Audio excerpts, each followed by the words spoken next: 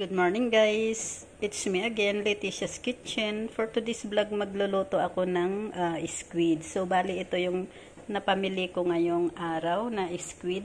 Ito yung brown na squid guys, ayan.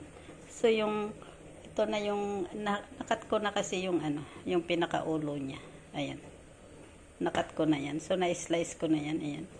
Ganyan. So ngayon ito ang i-slice ko.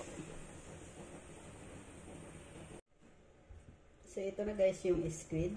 Bali, ganito ang ginagawa ko pagka may squid. Para madaling kagatin yung squid. Kasi ang squid ay medyo makunat ito.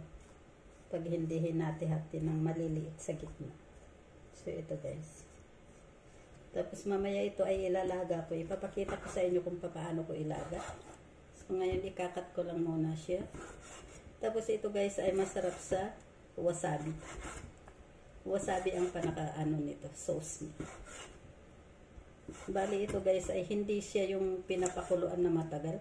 I-blablance lang siya ng kaunti. Kasi pag matagal na pinakuluan ay yan, titigas yung squid. So ang style niya ay blance lang, parang sashimi lang ba.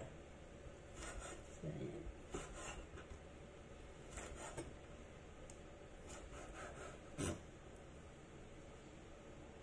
Yan na guys, kumulo na yung tubig. Ngayon nilalagay ko na yung squid. Blanch lang yan guys.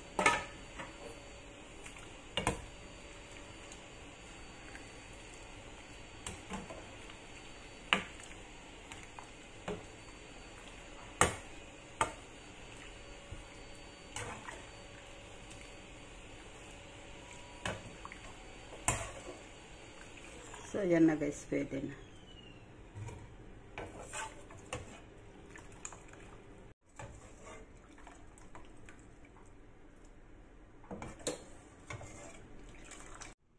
So, ito na guys, yung squid na niluto ko. So, ayan, ready to serve na yan. So, bali, ang sausawan natin dyan ay wasabi at saka soy sauce. So, ayan guys. Bago kumain guys, anuhin yan, yung i-mix yung wasabi at saka soy sauce. So, ayan na guys. Thank you for watching. Please don't forget to click like and share. Thank you. Bye-bye. God bless.